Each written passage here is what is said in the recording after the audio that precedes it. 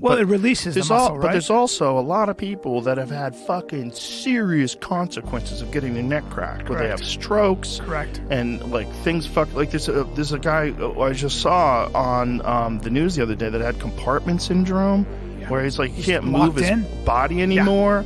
Because he went to a chiropractor, and before he's like this like little smiley, happy guy, like nightmare. And again, this is not all chiropractors. A lot of chiropractors, I'm sure, give you benefit because I think there's something to like loosening you up. Well, no, it's not just pushing that. on you, and there's a physical therapy aspect.